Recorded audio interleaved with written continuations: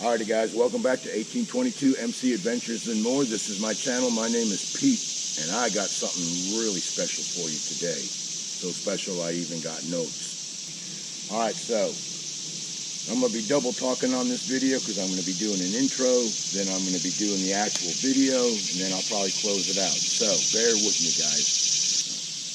So back in the mid-90s, I'm out and about exploring North Carolina, and I'm getting a little tired. I need to stretch my legs, and I need to take a whiz and all that good stuff that you do when you're traveling. And so I'm going down Highway 24, and I'm going east. I'm heading back towards the coast, and I see this old-fashioned gas station on the side of the road. I mean, like an old one from like the 20s. So I'm like, I pull over, and what caught my attention was there was a hand-painted mural on the side of the building, and of course the name of the building. And so I'm like, man, I gotta check this out.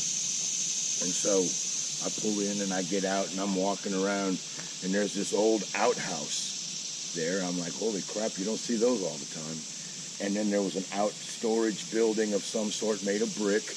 And then I walked around the building, and at that time the building still had the canopy, and the island where the gas pumps were, it was still reminiscent of a true old 1920s, 30s style gas station. And so I stopped there and I'm walking around, and then out of the corner of my eye, I see a small family plot across the highway. So I go over there, and I was amazed at what I saw. There was Revolutionary War era gravestones there. I'm like, whoa. And there was a big memorial there put up in, like, I'll have to fact check this. It was like in 77, 75 or something like that. Descendants of this man and his family, they've been keeping the place up. It's really cool.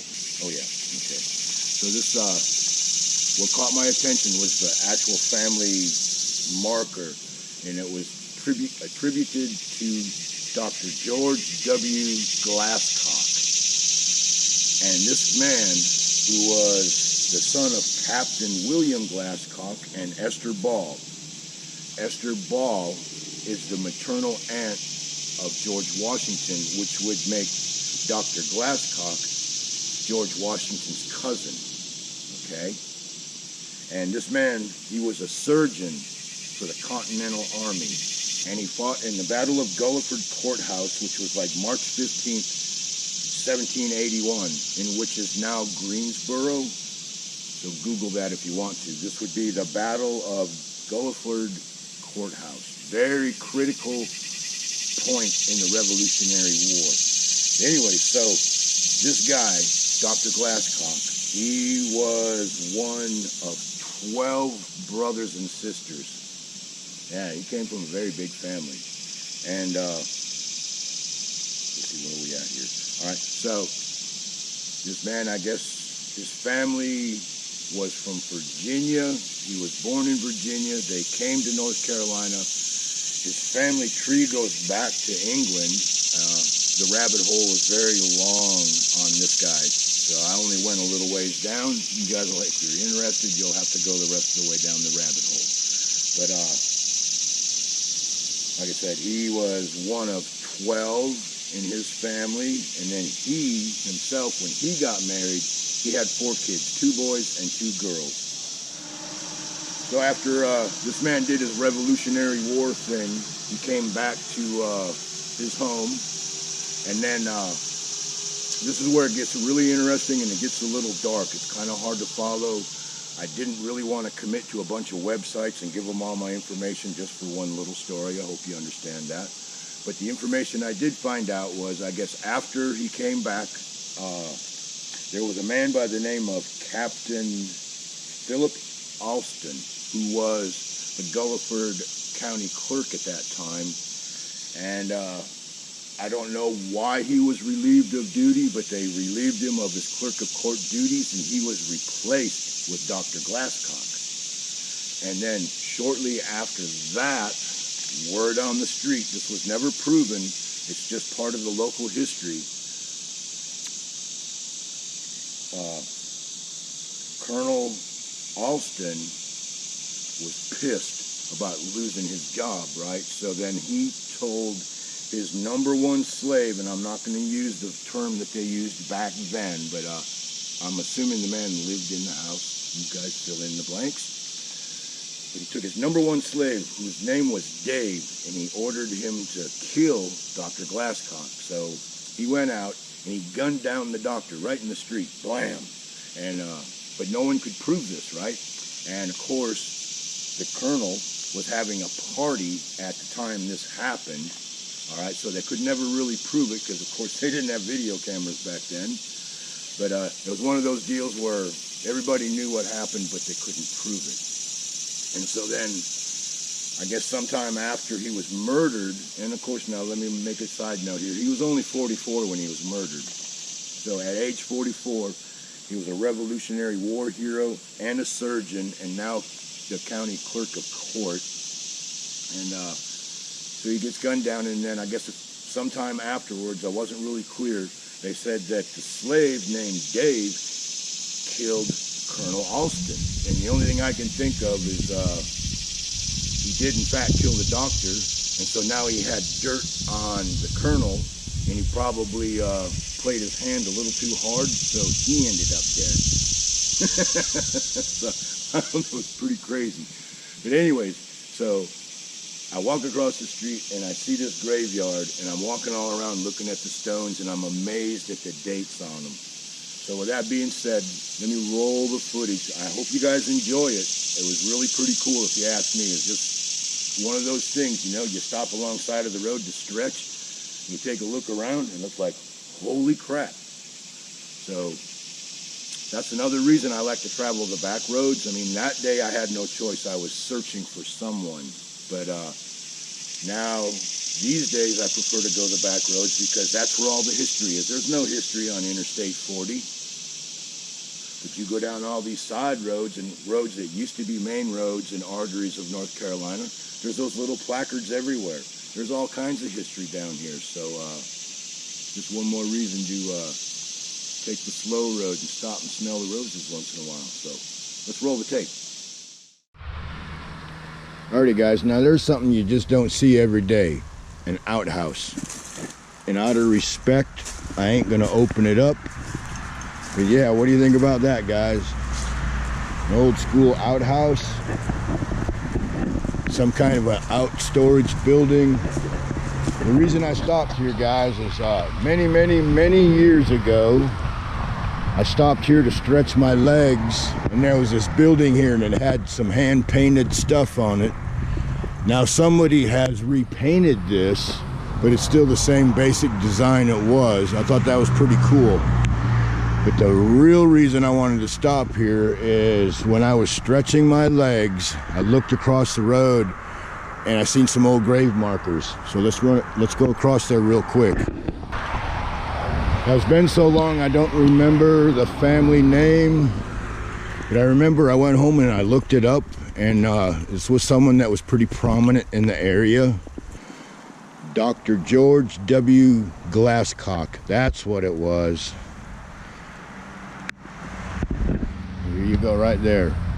Son of W. Glasscock and Esther Ball Glasscock, surgeon, medical staff, American Army, at Battle of Gulliford Courthouse, Clerk of Court, Moore County, 1785, 1787. Wow.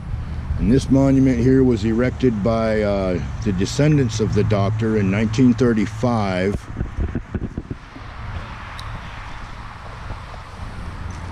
And as you can see, there's a lot of markers here, but they are all so old. I guess they go back to I guess like the colonial days, right? Sure hope I don't fall in one of these things. Boy, that would suck balls. All right, here we got John Mcneil, born January 8th, 1806, died May 22nd, 1840. Erected by his son, I guess, A.L. Mcneil. Wow.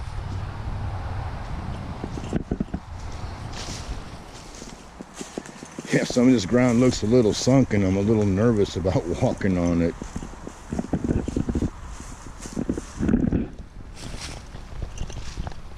Born 1842, died 1856. Looks like it says Sarah E. Moose. Nice to meet you, Sarah.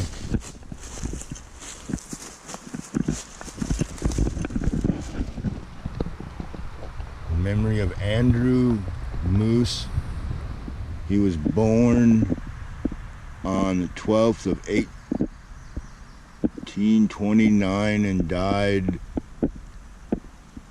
1848. Wow, he didn't live very long.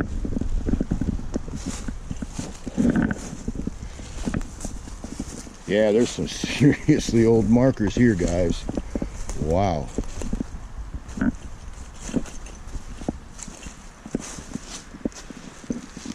Yeah, 1785. Died in 1864. Elizabeth Muse. Wow. This was erected in 1977, and these are their original stones. That's pretty cool. Ugh. Yeah, I just stopped here one day stretching my legs, and I saw these markers, and I walked across the street, and this was even before I had a smartphone. It was like back in my bounty hunting days is when I found this. And I always thought it was a really pretty neat place. I don't think we'll be able to read these stones.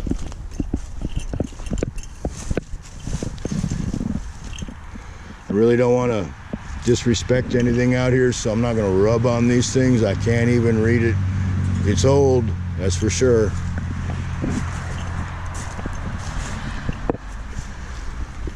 And here's one that fell over. I guess it's just a marker. Huh. Yeah, I'd like to know more of the story on this place, eh?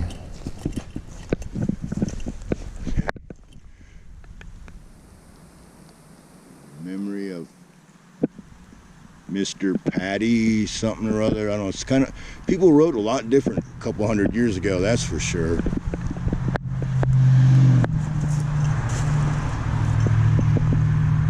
Yeah, really can't read them. That's a shame. What a cool place, huh? I mean, for a graveyard. 1826. Wow.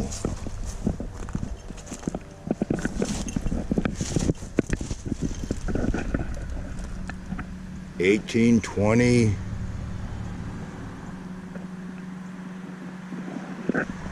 Wow.